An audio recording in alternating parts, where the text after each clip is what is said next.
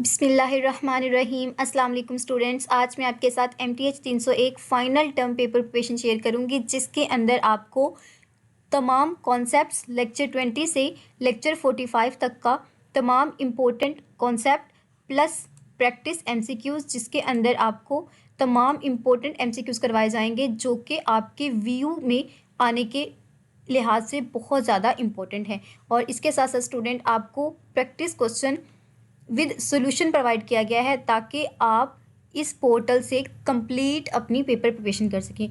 और ये जो पोर्टल मैंने बनाया है एग्जैक्टली आपके व्यू एल्गोरिदम के अकॉर्डिंग है। तो आपने मेरे चैनल को सब्सक्राइब ज़रूर करना है ताकि कोई भी इम्पोर्टेंट वीडियो आपसे स्किप ना हो सके। तो सबसे पहले हम देख लेते हैं हैंड आउट। लेक्चर 20 में हमारे पास क्या कॉन्सेप्ट है। सबसे पहले स्टूडेंट ये स्लाइड्स में देख लें, जहाँ पर भी आपका टाइप 1 वर्ड आएगा तो आपने समझ जाना है कि टाइप 1 मीन्स वर्टिकल टाइप्स। और वर्टिकल टाइप्स हमारी कौन सी होती हैं?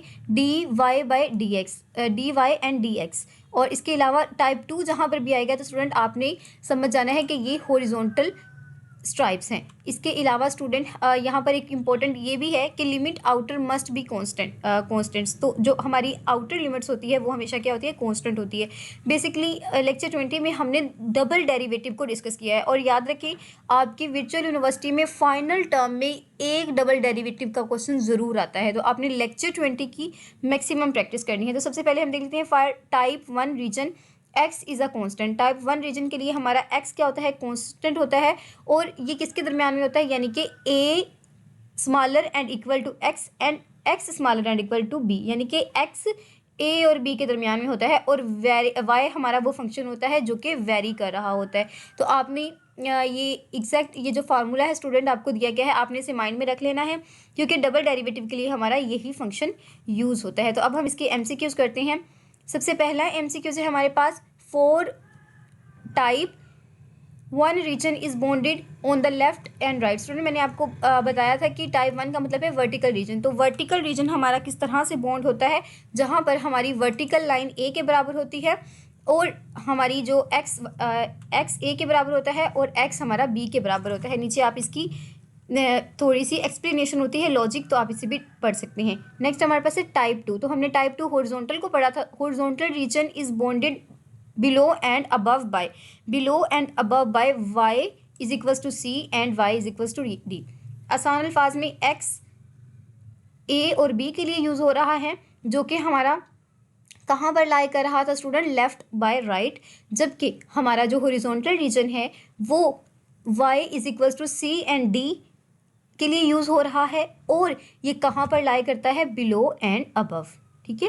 नेक्स्ट हमारे पास है evaluate double derivative of dy and dx। तो स्टूडेंट क्या करते हैं? सबसे पहले हम अंदर वाले का डेरिवेटिव लेते हैं। जो आंसर आता है उसका हम क्या करते हैं? x के रिस्पेक्ट से डेरिवेटिव ले लेते हैं। तो जब आप इसे अपने पेपर पर सॉल्व करेंगे स्टूडेंट, तो आपका जो इसका करेक्ट आंसर है वो है 1/2। ये देखें, यहाँ पर मैं आपको थोड़ा सा जूम करके दिखा देती हूँ। यहाँ पर स्टूडेंट आप देखें, जब हमने y के रिस्पेक्ट से इसका डेरिवेटिव लिया तो x²/2 आया। ठीक है। और जब हम इसका अगेन डेरिवेटिव लेते हैं तो हमारा आंसर क्या आता है? 1/2। और स्टूडेंट आप डेरिवेटिव अपनी कैलकुलेटर पर भी कर सकते हैं। बहुत सारे स्टूडेंट्स कहते हैं कि मैम नहीं है परमिशन कैलकुलेटर लेकर जाने की। तो स्टूडेंट कैलकुलेटर की परमिशन है, लेकिन अगर आपके पास कोई बहुत ज़्यादा एक्स्ट्रा जो कैलकुलेटर होता है वो ना हो तो कोई भी कुछ नहीं कहता। ये बिल्कुल गलत बात है कि कैलकुलेटर को पकड़ लिया जाता है। In type 2 region the inner integral is with respect to. जो इनर इंटीग्रल होता है हमारा, यानी कि हमारा जो अंदर वाला इंटीग्रल है, ये देखें यहाँ पर ये वाला, तो ये किसके रिस्पेक्ट से होता है? आपको खुद ही नज़र आ रहा है ये किसके रिस्पेक्ट से? स्टूडेंट dy के रिस्पेक्ट से। तो इसका जो हमारा करेक्ट आंसर है, टाइप 2 की बात हो रही है तो स्टूडेंट टाइप 2 का जो हमारा इंटीग्रल होता है वो dx की अकॉर्डिंग होता है। यहाँ पर आपको बता भी दिया गया है। वो जो हमारा आउटर कोड होता है ना स्टूडेंट, वो होता है हमारा dy के रिस्पेक्ट से। रिवर्सिंग ऑर्डर फॉर, अगर हम ये जो आपके पास गिवन सिनेरियो है इसके ऑर्डर को रिवर्स कर दें तो स्टूडेंट क्या होगा? हमारी जो फर्स्ट पे टर्म है वो लास्ट पे चली जाएंगी और जो हमारी लास्ट वाली टर्म्स हैं वो कहाँ पर आ जाएंगी? वो फर्स्ट पर आ जाएंगी। तो स्टूडेंट इसका जो हमारा करेक्ट आंसर है वो ये है। क्या हुआ है? यहाँ पर आप खुद से भी एनालाइज कर सकते हैं स्टूडेंट। जस्ट हमने अपनी जो इंटीग्रल है उसकी प्लेस को चेंज कर दिया। यहाँ पर आप देखिए आपको थोड़ा सा इसका लॉजिक भी प्रोवाइड कर दिया गया है। यहाँ बेसिकली हम एमसीक्यूज़ को बहुत ज़्यादा डिटेल में डिस्कस नहीं करेंगे क्योंकि वीडियो की लेंथ बहुत ज़्यादा हो जाती है। If a region is a rectangle, अगर हमारा जो रीजन है वो रेक्टेंगल हो तो स्टूडेंट हमारे पास क्या होता है, दोनों ही होती है क्योंकि हमारे पास एक्स भी इन्वॉल्व हो रहा होता है और वाई भी इन्वॉल्व हो रहा होता है। Volume under g is equals to f of x y is computed using, अगर हम वॉल्यूम अंडर, अगर हम वॉल्यूम आसान अल्फाज में अगर हम वॉल्यूम को ही फाइंड आउट करें स्टूडेंट तो हम इसे किस तरह से फाइंड आउट कर सकते हैं। तो स्टूडेंट इसे हम डबल इंटीग्रल के थ्रू इजीली फाइंड आउट कर सकते हैं। तो ये रहा इसका फार्मूला, आप इस फार्मूले को याद कर लीजिए क्योंकि ये आपके शॉर्ट क्वेश्चन में बहुत ज़्यादा पूछा जाता है और आपसे ये भी पूछा जाता है कि what is the formula of volume under the curve. तो आपने इसे अपने माइंड में रखना है। नेक्स्ट हम प्रॉब्लम सॉल्विंग पे चले जाते हैं। लेक्चर 20 का जो सबसे पहला हमारे पास क्वेश्चन है वो है evaluate integral from 1 to 2 and जो हमारा इनर इंटीग्रल है वो उसकी लिमिट कहाँ से है, 0 से y तक, x plus y d x and d y. तो हम क्या करेंगे, जो हमारा इनर इंटीग्रल है उसका डेरिवेटिव लेंगे हम x के रिस्पेक्ट से, जबकि जो हमारा आउटर है उसका डेरिवेटिव लेंगे हम y के रिस्पेक्ट से। तो यहाँ पर आपको बता भी दिया गया है, ये देखिए मैं थोड़ा सा जूम और कर देती हूँ ताकि आपको स्क्रीन पर बहुत अच्छा नज़र आए। ये रहा, तो इनर इंटीग्रल को हमने किस तरह से लिया, x plus y d x. ये देखिए स्टूडेंट, जब हम इसका इंटीग्रल लेंगे तो आपको पता है ना इंटीग्रल के अंदर पावर के अंदर एक ऐड होता है और ऐड होने के बाद वही हम डिवाइड के नीचे लिख देते हैं। तो यहाँ पर सिंपल x था, जब हमने इसको सॉल्व किया तो हमारा x का स्केयर बन गया और नीचे जो स्केयर आया था उसे हमने एज इट इज़ नीचे लिख दिया। प्लस का सिंबल ऐसे ही आ गया हमारे पास। और स्टूडेंट जब हम x को y के रिस्पेक्ट से करेंगे तो हमारे पास क्या आ जाता है, x y आ जाता है, ठीक है। और उसके बाद हम क्या करेंगे, हमारा जो ये इंटीग्रल है उसे हम अंदर अप्लाई कर देंगे और नेक्स्ट हमारा जो आउटर इंटीग्रल था स्टूडेंट हम उसको भी इसी तरह से वैल्यूज़ पुट करके सॉल्व कर लेंगे। ये देखिए मैंने आपको बताया था ना कि जो हमारे इनर का आंसर आता है अगेन हम उसका डेरिवेटिव ले लेते हैं आउटर इंटीग्रल के साथ। तो ये हमारा यहाँ पर क्वेश्चन सॉल्व हो चुका है। तो नेक्स्ट हम देख लेते हैं हमारे पास नेक्स्ट क्वेश्चन क्या है। इसी तरह स्टूडेंट आपने इसे इवैल्यूएट करना है। स्टूडेंट ये वाला क्वेश्चन भी आपसे पूछा जाता है जिसमें साइन थीटा हो गया, कोस थीटा हो गया, ये इन्वॉल्व हो। बेसिकली आपकी टेन कोसेकेंड इस तरह की सिनेरियो में नहीं जाया जाता क्योंकि आपके पेपर में टाइम भी बहुत कम होता है और दूसरी बात आपने करना भी मैथ टाइप पर होता है। तो व्यू वाले बहुत ज़्यादा आपको टफ किस्म का सिनेरियो नहीं देते। तो यहाँ पर आप देखें किस तरह से इसे सॉल्व किया गया है। पहले साइन थीटा को वाई डी एक्स को साइन एक्स 0 के अकॉर्डिंगली इसे सॉल्व किया गया है। तो आप यहाँ पर खुद से भी एनालाइज कर सकते हैं, आप इसका स्क्रीनशॉट भी ले सकते हैं। तो स्टूडेंट जब हमने ये देखिए यहाँ पर स्केयर था तो स्केयर को जब हमने नीचे लेकर आए तो वो हमारा बाय 2, और आपको पता है स्टूडेंट जो हमारा सिंपल साइन होता है जब हम उसकी डेरिवेशन करते हैं तो वो हमारा साइन स्केयर एक्स बन जाता है। अब इसी का हमने अगेन इंटीग्रल लिया है किसके रिस्पेक्ट से, 2 बाई फ्रॉम 0 to पाई। तो स्टूडेंट हमारा आंसर आता है π/4। हम तो स्टूडेंट इसे डायरेक्टली भी कर सकते हैं, अपने कैलकुलेटर पर इसे आप लिखें।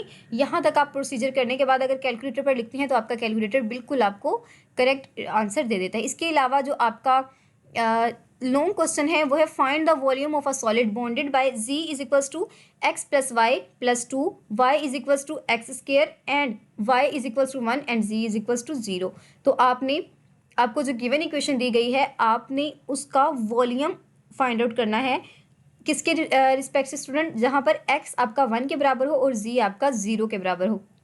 स्टूडेंट यहाँ पर आपको बहुत अच्छे तरीके से स्टेप बाय स्टेप ये सॉल्व करके दे दिया गया है। बेसिकली मैंने तो ये मैथ टाइप पर किया था, अब इतने कम वक्त में आपको ये समझाया नहीं जा सकता। तो स्टूडेंट आप ऐसा करें, इसे कॉपी पर नोट कर लें। जैसे आप स्टेप बाय स्टेप नोट करेंगे आपको खुद ही इसका आइडिया हो जाएगा। और वैसे भी तमाम स्टूडेंट्स ने लेक्चर्स तो लिए ही होते हैं, बहुत सारे स्टूडेंट नोट्स नहीं बना पाते तो उनके लिए ये बहुत बेस्ट है। अब हम चलते हैं अपने लेक्चर नंबर 21 की तरफ। हम इसका कॉन्सेप्ट देख लेते हैं। यहाँ पर हमें किस चीज़ के बारे में बताया गया है। यहाँ पर हमें पोलर चेंज ऑफ वेरिएबल का कॉन्सेप्ट दिया गया है फॉर सर्कुलर रीजन के लिए use x is equals to r cos theta and y is equals to r sine theta. हम सर्कुलर रीजन के लिए क्या यूज़ करते हैं, आर कोस थीटा, और वाई के लिए आर साइन थीटा को। द डिफरेंशियल एरिया, और डिफरेंशियल एरिया का हमारे पास फार्मूला क्या होता है, d a is equals to r d theta. तो आपने हमेशा याद रखना है हमारा डिफरेंशियल एरिया किस तरह से हम कैलकुलेट कर सकते हैं, आर थीटा के फॉर्मूले के थ्रू। अब हम इसके एमसीक्यूज की तरफ चलते हैं।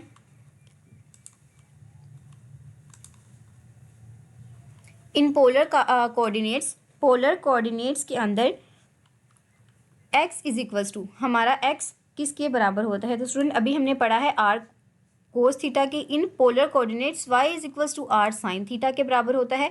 X square plus y square is equals to r square. Jacobian factor for polar coordinates, तो स्टूडेंट जैकोबियन फैक्टर हमारा पोलर कोऑर्डिनेट्स के लिए 1 होता है, आर होता है, आर के बराबर होता है।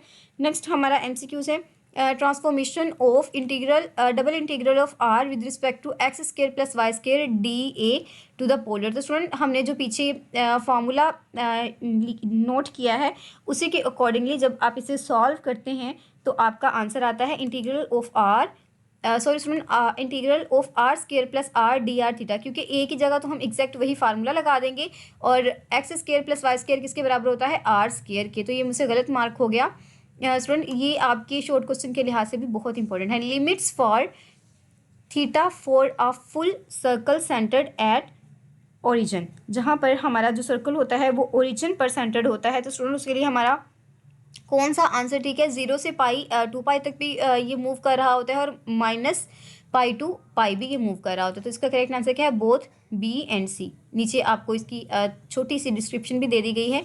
Polar coordinates for a region के लिए हमारे पोलर कोऑर्डिनेट्स क्या होते हैं, 0 एंड 5 फॉर एनी 5। अब हम इसकी प्रॉब्लम्स देख लेते हैं हमारे पास क्या है।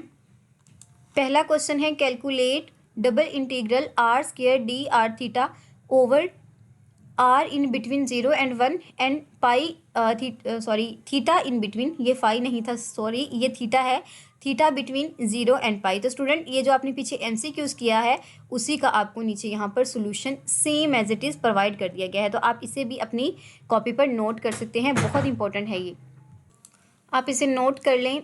बहुत सारे स्टूडेंट्स पूछते हैं कि क्या हम ये वीडियो करके जाएं तो हमारा पेपर अटैम्प्ट हो जाएगा, हम पास हो जाएंगे।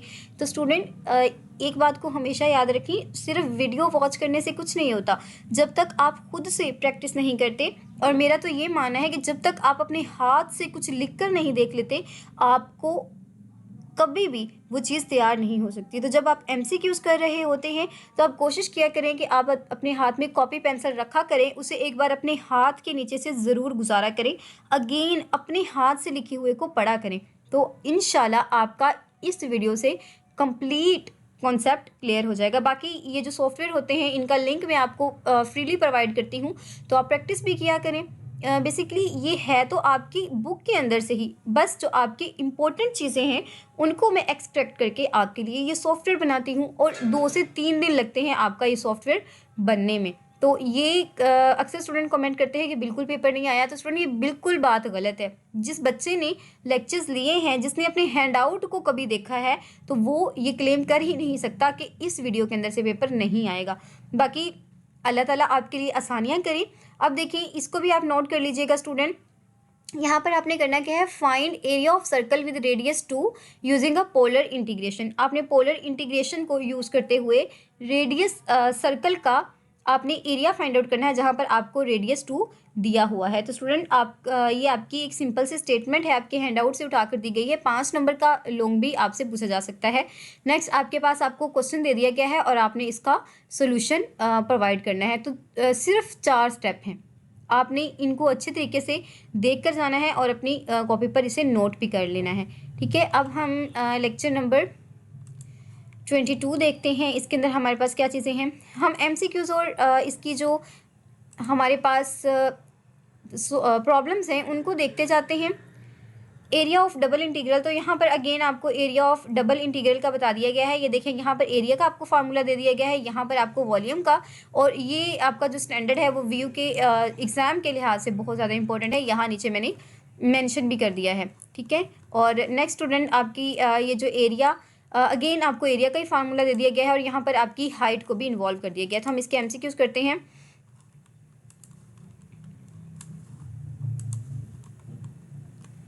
To find the area of region r, the integrand in double derivative r f d a must be. हमारे जब हम एरिया कैलकुलेट कर रहे होते हैं तो हमारे जो इंटीग्रेंट होते हैं उनको क्या होना चाहिए। तो स्टूडेंट हमेशा याद रखें, जो हमारा इंटीग्रेंट है उसे 1 होना चाहिए, must 1। Area between x is equals to y and y is equals to y square is calculated by. अगर हम एरिया कैलकुलेट करते हैं किसका, x बराबर है y बराबर है x के और y बराबर है x स्केयर के, तो स्टूडेंट हम इसे किस रिस्पेक्ट के साथ कैलकुलेट करते हैं, हम इंटीग्रेट करते हैं x minus x raise to power 2। Volume of cylinder with radius r and height h is, volume of cylinder with radius r and height h is equals to pi r raise to power 2h, ठीक है। इसका ये formula है, exactly आपकी जो remarks है ना hand out के लास्ट में दिए होते हैं वहाँ से ये पिक किया गया है। Area of a circle is radius, अगर हम area of circle find out करें जिसमें सिर्फ रेडियस की बात हो रही हो तो स्टूडेंट वो हमारा किसके बराबर होता है, ये भी आपका बहुत इंपॉर्टेंट है, पाई आर स्केयर के बराबर होता है। The double integral of f into x y is equals to k over a region with radius a equals to.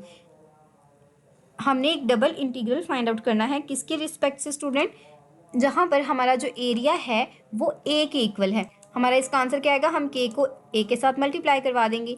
इसी तरह आपके पास है कि आपके पास है if f is equals to f into x y is negative. हमारा अगर एक्स वाई नेगेटिव हो जाए तो डबल इंटीग्रल क्या होता है, हमारा डबल इंटीग्रल का वॉल्यूम भी नेगेटिव हो जाता है। Area bounded by x is equals to 0, x is equals to 1, y is equals to 0 and 1, यानी कि वाई और एक्स की वैल्यू एक बार 0 है और एक बार 1 है। तो जब हम इसे कैलकुलेट करते हैं तो हमारा आंसर क्या आता है, 1 के बराबर आता है, ठीक है। एरिया ऑफ यूनिट स्क्वायर, इसे हम इस कंडीशन को हम क्या कहते हैं, एरिया ऑफ यूनिट स्क्वायर भी कहते हैं। लेक्चर 22 के हम क्वेश्चंस देख लेते हैं। सबसे पहले है कि find the area of region bounded by y is equals to 2x and y is equals to x square. आपने एरिया फाइंड आउट करना है किसका, एक ऐसे रीजन का जिसका y आपके पास 2x है और यानी कि जो आपकी अपर लिमिट है आसान अल्फाज में वो 2y है और जो आपकी लोअर है वो क्या है, x का स्क्वायर है। तो यहाँ पर आप इसका सोल्यूशन देख लें, आपको सिंपल सा सोल्यूशन भी यहाँ पर प्रोवाइड कर दिया गया है। ज़्यादा से ज़्यादा कितने स्टेप होते हैं, 2 ही स्टेप होते हैं। और अगर आपने पिछले 2 सेमेस्टर्स में मैथ पढ़ी है स्टूडेंट तो आपको याद होगा कि मैथ टाइप में इतना ही लिखा जाता है। बहुत लंबी लंबी स्टेटमेंट्स आप देखते ही छोड़ दिया करें, वो मत किया करें क्योंकि वो आपके पेपर में आनी नहीं है। बाकी अगर आप अपनी रियल लाइफ के लिए या फिर अपनी प्रोफेशनल लाइफ के लिए कॉन्सेप्ट्स लेते हैं तो फिर कुछ भी ना छोड़ा करें। अब देखिए यहाँ पर आपने वॉल्यूम फाइंड आउट करना है, G is equals to x plus 2 over the square, जहाँ पर हमारा स्क्वायर की लिमिट्स क्या है, हमारा एक्स किसके दरमियान है, 1 और 0 के दरमियान, और y हमारा किसके दरमियान है, 0 और 1 के दरमियान, ठीक है। तो यहाँ पर स्टूडेंट आपको जस्ट आपका जो वॉल्यूम का फॉर्मूला है आप उसे अप्लाई करें और इसके ऊपर इंटीग्रेशन अप्लाई कर दें और डबल जो हमारी इंटीग्रेशन है उनको आपने इसके ऊपर अप्लाई करना है। नेक्स्ट आपके पास है calculate the volume of common 2 cylinder. आपने वॉल्यूम फाइंड आउट करना है 2 सिलेंडर्स का। ये जो हमने पीछे आर स्क्वायर वाला फार्मूला पढ़ा है स्टूडेंट, ये उसी के अकॉर्डिंगली है। ये जो साइड पे लिखी होती है ना, मैं हाईलाइट करके बताती हूँ आपको, ये वाली जो स्टेटमेंट्स हैं ये जस्ट आपको समझाने के लिए होती हैं, पेपर में इनको लिखना ज़रूरी नहीं है। बाकी ये जो बाकी तमाम स्टेप्स हैं, ये वाले स्टेप्स ये आपके इंपॉर्टेंट होते हैं, ठीक है। ये जो मैं येलो के साथ कर रही हूँ तो आपने इनको स्किप नहीं करना। आप वीडियो को की जो रेजोल्यूशन है उसे थोड़ा सा हाई करके देखा करें ताकि ये जो चीज़ें हैं आपसे मिस ना हो सके। ये देखिए, ये जो आपका क्वेश्चन है ये 5 मार्क्स का है, 23। The differential volume element d v in cartesian is. Differential volume जो होता है हमारा कार्टियन में वो किसके बराबर है स्टूडेंट, तो वो हमारा d x d y and d z के बराबर होता है। नेक्स्ट हमारे पास है triple integral of 1 over a solid g gives us volume हमें देता है ट्रिपल इंटीग्रल, बहुत बहुत इंपॉर्टेंट है। ट्रिपल इंटीग्रल हमें क्या देता है, वॉल्यूम देता है। To find mass with density, हमने मैस फाइंड आउट करना है डेंसिटी के accordingly. Epsilon x y z वही कैलकुलेट, हम क्या किस चीज़ को कैलकुलेट करते हैं, हम ट्रिपल इंटीग्रल कैलकुलेट करते हैं एप्सिलॉन का डी वी के यानी कि वॉल्यूम के रिस्पेक्ट से। Limits of outermost integral, outermost integral की लिमिट हमने देखनी है in a triple integral must be constant, ठीक है। इसकी जो आउटर लिमिट होती है उसे हमेशा कांस्टेंट होना चाहिए। बहुत बहुत रिपीट होता है ये एमसीक्यूज आपका। How many possible order of integration are there for d v, d v के लिए हमारे कितने जो पॉसिबल इंटीग्रेशन के ऑर्डर्स हैं कितने होते हैं, तो स्टूडेंट वो हमारे 6 ऑर्डर होते हैं। Volume of cube with sides length 2 is, volume find out करना है आपने किसका, क्यूब का, जिसकी जो लेंथ है वो 2 हो। तो स्टूडेंट आप क्या करेंगे, 2⁻³ कर देंगे और आपके पास आंसर क्या आता है, 3 आता है। ये देखिए नीचे आपको इन साइड्स में भी दिया गया है, ठीक है। नेक्स्ट हमारा if f of x y z is equals to k, अगर हमारी f of x and z के बराबर है तो इसका हमारा जो ट्रिपल इंटीग्रल है वो किसके बराबर होगा, ये भी आपका इम्पोर्टेंट है और अक्सर ये रिपीट भी होता है। तो किसके बराबर होगा, हम के और वी को मल्टीप्लाई करवा देंगे।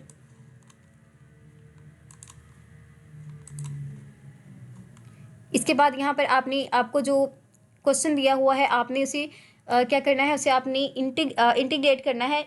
एक्स पहले जी के रिस्पेक्ट से करना है, फिर वाई के रिस्पेक्ट से एंड एक्स के रिस्पेक्ट से। तो हम क्या करेंगे, पहले जी के रिस्पेक्ट से इसका आंसर निकालेंगे जो कि हमारा क्या है, इनर, सबसे इनर वाला जो पार्ट है, यहाँ पर मैं हाईलाइट कर देती हूँ, ये वाला जो हमारा है, इतने को हम सॉल्व करेंगे।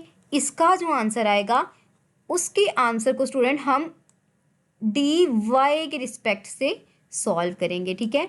और जब डी वाई का आंसर आ जाएगा तो उसको हम किसके रिस्पेक्ट से करेंगे, हम डी एक्स के रिस्पेक्ट से इसे सॉल्व करेंगे। तो ये जो मैंने बॉक्सेस बनाए हैं सेम इसी तरह आपको इसका सॉल्यूशन पेपर के अंदर करके आना है आपने।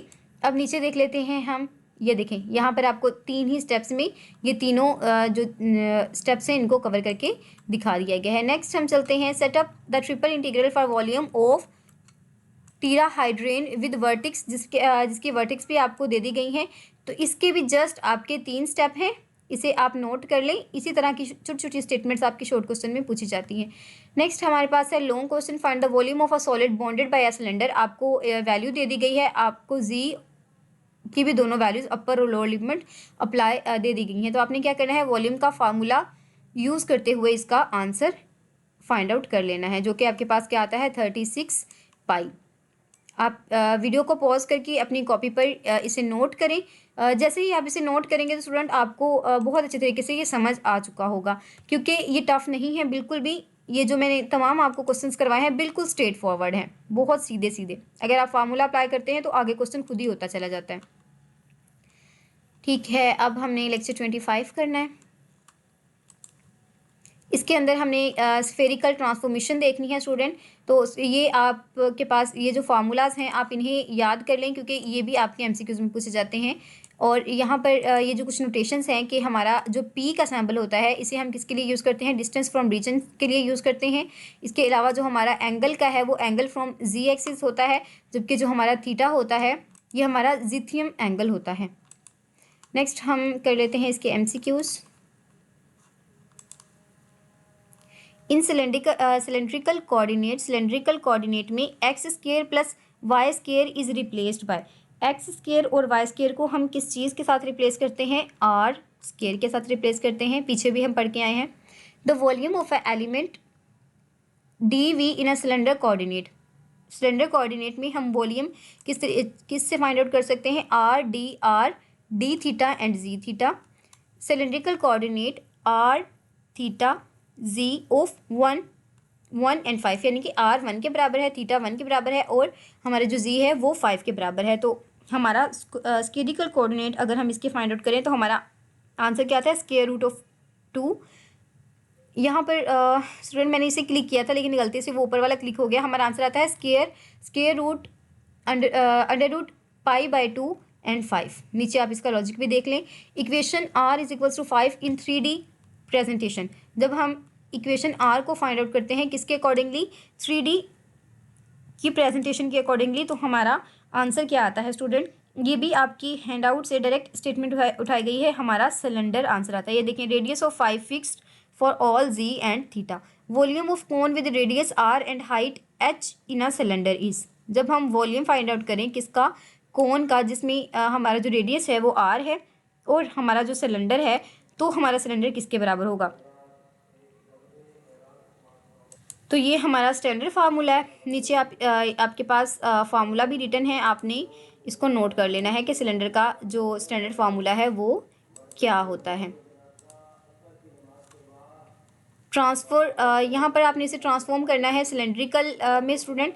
तो ऊपर हमने इसका फार्मूला डिस्कस कर लिया है। अगेन यहाँ पर देख लें, सिलेंडर का मतलब क्या होता है, सिलेंडर का मतलब होता है क्यूब फॉर्म में। तो जहाँ पर भी आपके पास वॉल्यूम की बात हो रही है और सिलेंडर की बात हो रही है, तो आपके पास 3 टर्म्स होंगी और तीनों का क्यूब होगा। अगेन ये मुझसे मिस्टेक हो गई, आपने ये वाला करेक्ट चूज करना है।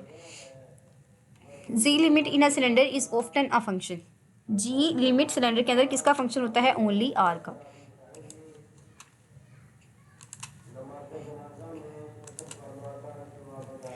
ये देखें, यहाँ पर आपने इसका सोल्यूशन फाइंड आउट करना है। पहले आप क्या करेंगे, जिस तरह मैंने पीछे भी आपको डायग्राम्स बनाकर समझाया था, आपने पहले क्या करना है, इतने को सॉल्व करना है किसके रिस्पेक्ट से, डी जी के रिस्पेक्ट से।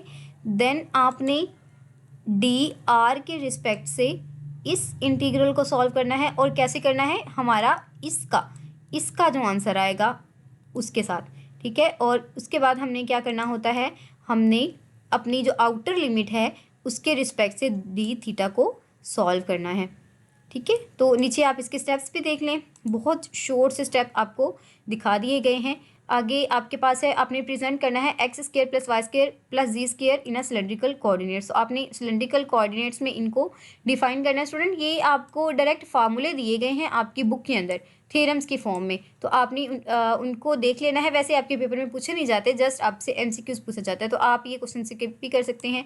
इसके बाद आपसे ये इंपॉर्टेंट है आपका, ठीक है, volume of a solid bounded by z is equals to R cone and z is equals to 2। यानी कि हमारा जो एक लिमिट है z, उसे हमने r कह दिया है। पहले हम r की वैल्यू फाइंड आउट करेंगे और देन हम इसको क्या करेंगे, पुट करके अपना आंसर निकाल लेंगे। तो ये यहाँ पर आपको स्टेप्स भी दिखा दिए गए हैं। अब हम जल्दी से लेक्चर 25 के MCQs देख लेते हैं। लेक्चर 25 इन स्फेरिकल कोऑर्डिनेट्स में p raise to power 2 equals to p raise to power 2 किसके बराबर होता है, x raise to power 2 plus y raise to power 2 plus z raise to power 2। तो इसका करेक्ट आंसर आपके पास ये है, distance squared from the region. यहाँ पर मैंने मैथ नोटेशन में ही टाइप किया था, लेकिन जब VS कोड में आकर मैंने इसकी कोडिंग की तो यहाँ पर थोड़ा सा डिस्टर्ब हो गया। अब हमारे पास है volume element dV in a sphere. अगर हम वॉल्यूम एलिमेंट फाइंड आउट करें जहाँ पर हमें स्फीयर के अकॉर्डिंगली dV फाइंड आउट करना हो, तो हमारे पास क्या आंसर आता है, जैसे हमने ऊपर भी पढ़ा है, p raise to power 2 sine theta dp। Then हमारे पास d थीटा आता है और फिर स्टूडेंट इसको हम क्या कर लेते हैं, d को फाई के अकॉर्डिंगली सॉल्व कर लेते हैं। तो ये जो हमारी जैकबियन कैलकुलेशन है, Jacobian calculation for spherical map. Range of angle phi is, अगर हम एंगल फाई की रेंज को देखें तो वो हमारे पास क्या आती है, ये भी आपका डायरेक्ट MCQs आया है आपके रिमार्क्स के अंदर से, 0 और पाई के दरमियान में आती है। Equation is equals to p is equals to 2। इसे रो भी कहते हैं स्टूडेंट, इसे हम रो भी बोलते हैं, और p तो वैसे ही मैं कह रही हूँ, लेकिन इसका जो हमारा मैथ के अंदर इसकी नोटेशन है उसे हम क्या कहते हैं, रो। तो आपने भी याद रखना है, रो इज इक्वल्स टू 2 प्रेजेंट किस चीज़ को प्रेजेंट करता है, हमारा रो ये हमारे स्फीयर को प्रेजेंट करता है। Equation is equals to phi is equals to pi by 2 presents, ये हम जो हमारी pi is equals to phi is equals to pi by 4 किस चीज़ को रिप्रेजेंट करती है? कोण को। जी हाँ, कोण को प्रेजेंट करती है। इसके बाद स्टूडेंट आपने यूनिट वेक्टर देखना है किसके रिस्पेक्ट से, डी वी के रिस्पेक्ट पर, जहाँ पर स्टूडेंट आपकी जो ट्रिपल इंटीग्रल है वो उसकी जो लो लिमिट है वो क्या है? जी है। तो ये भी आपकी रिमार्क के अंदर से ही आया है। इसका जो करेक्ट आंसर है वो 3/4/3 पाई है। ये देखिए यहाँ पर standard volume sphere formula. Transformation of G is equals to rho cos phi।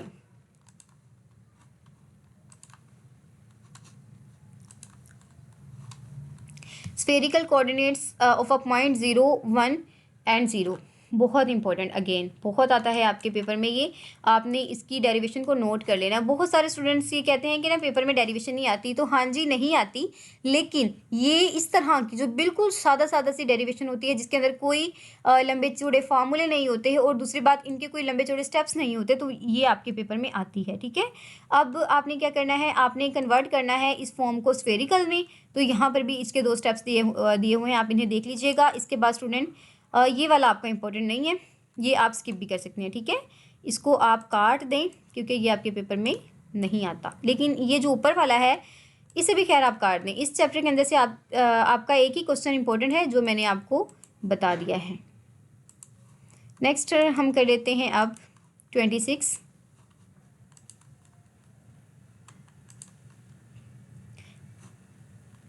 Jacobian of x is equals to u plus v, y is equals to u minus v. जहाँ पर हमने जोकोबियन फाइंड आउट करना है, हमारे पास 2 equation given कर दी गई हैं। तो स्टूडेंट हमारा क्या आंसर क्या आता है? -1। यहाँ पर नीचे आप देख भी सकते हैं, आपको डेल्टा के अकॉर्डिंगली सॉल्व भी करके दिखा दिया गया है। जो जैकोबियन फॉर पोलर कोऑर्डिनेट्स के लिए हमारे पास जैकोबियन क्या होता है? r के बराबर होता है। Jacobian for spherical coordinates is rho raise to power 2 sine phi. If x is equals to a u and y is equals to b u, then j is equals to a b. इन दोनों को multiply कर देंगे। Again आपके पास first आपको u v के साथ दिया गया है और देन आपको एक्स वाई के साथ दिया गया है। तो इसका आंसर क्या आता है? 1 के बराबर आता है, जहाँ पर हमारे सिर्फ और सिर्फ नाम चेंज हुए हों, वैल्यूज सेम हो। Jacobians are primarily used for change variables.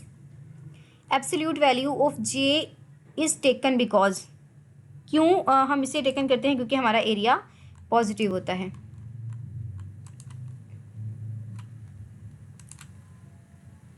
इसके बाद स्टूडेंट यहाँ पर ये भी आपके बहुत इंपॉर्टेंट, आपने जे फाइंड आउट करना है। जे के अंदर होता क्या है? हम तीनों को मल्टीप्लाई कर देते होते हैं, पहले तीनों का डेरिवेटिव लेते हैं और फिर तीनों को मल्टीप्लाई कर देते हैं। ये आपके इंपॉर्टेंट है शॉर्ट क्वेश्चन के लिहाज से। नेक्स्ट आपके पास है J is equal to u. J find आपने करना है जे को, अगर u is equals to x plus y and v is equals to y by x. यहाँ पर नीचे आपको इसका आंसर प्रोवाइड कर दिया गया है। अगेन ये वाला अगेन आपका इंपॉर्टेंट नहीं है, अगर आप करना चाहें तो कर लें, क्योंकि व्यू वालों का कोई भरोसा नहीं होता, कहीं से भी उठा के पेपर दे देते हैं।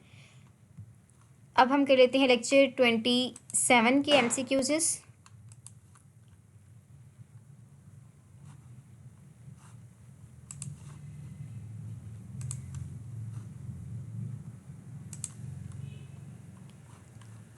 Divergence of f is equals to x i plus y j plus z k. अगर हम डाइवर्जेंस की बात करें स्टूडेंट, जहाँ पर हमारे पास f के अंदर 3 टर्म्स आ रही हैं, x, y एंड z, तो स्टूडेंट हमारा आंसर क्या आता है? हमारा 3 आता है। क्यों? क्योंकि हमारी 3 ही तो टर्म्स इन्वॉल्व हैं, प्लस हम कर लेंगे तीनों को।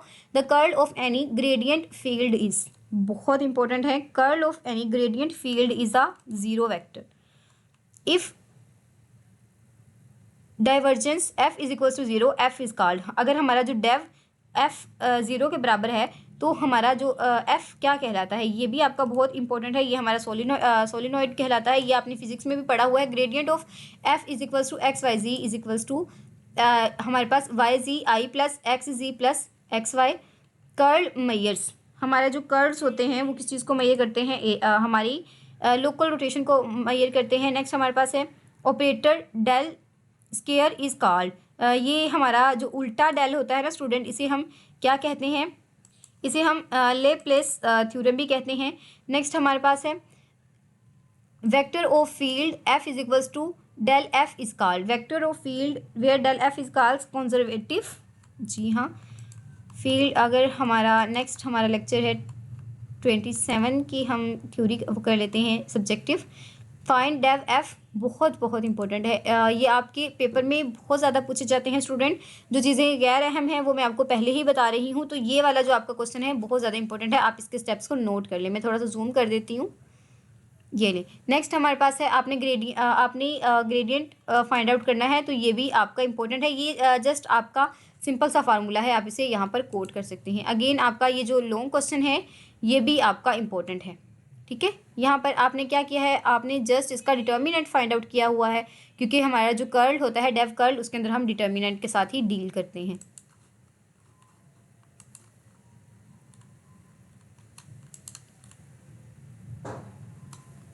लेक्चर 28 करना था हमने।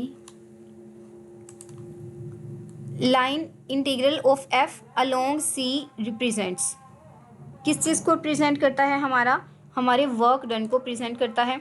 For scalar line integral D S is equals to, आसान हो रही है। For scalar line integral D S is determinant of R inverse T D T.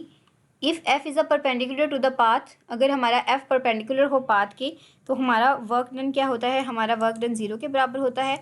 If evaluate आपने करना है डी एक्स को सी के रिस्पेक्ट से, where C is equals to C हमारा कहाँ से है 0 से 0 तक, और अपर और लोअर लिमिट इसकी 0 है, और हमारी नेक्स्ट जो रेंज है वो भी 1 है। तो स्टूडेंट इसका आपका करेक्ट आंसर क्या है, इसे तो आपको सॉल्व करना पड़ेगा, सॉल्व करने से ही इसका आंसर आएगा। तो स्टूडेंट हमारे पास 1 आंसर आता है। यहाँ पर नीचे आपको इसकी थोड़ी सी एक्सप्लेनेशन भी दे दी गई है।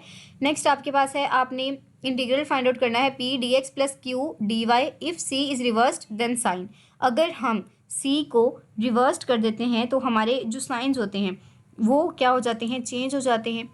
इसके बाद है smooth curve has continuous non zero derivative mass of wire with density P is equal to, mass of wire with density P is equals to rho ds।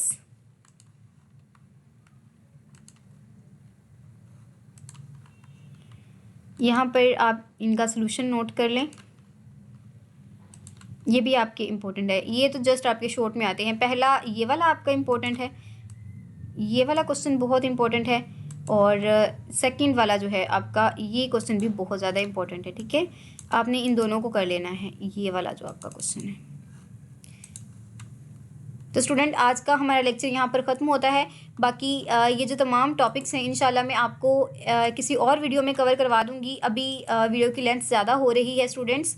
और स्टूडेंट ये जो सॉफ्टवेयर है ये डिस्क्रिप्शन में आपके पास मौजूद होगा, आप यहाँ पर आकर बेतहाशा प्रैक्टिस कर सकते हैं। मैं अपनी पूरी कोशिश कर रही हूँ कि बहुत जल्द आपके लिए अपनी वेबसाइट ले आऊँ जहाँ पर आप इजीली मेरे बनाए हुए सॉफ्टवेयर को यूज़ कर सकें, क्योंकि स्टूडेंट्स डिफरेंट ऐप्स पर इनको यूज़ करना थोड़ा सा मुश्किल होता है, और मेरे लिए भी हर ऐप के अकॉर्डिंगली इनको बनाना काफ़ी टफ़ है। तो दुआ करें जल्दी से मैं अपना सॉफ्टवेयर बना सकूं, अपनी वेबसाइट बना सकूं।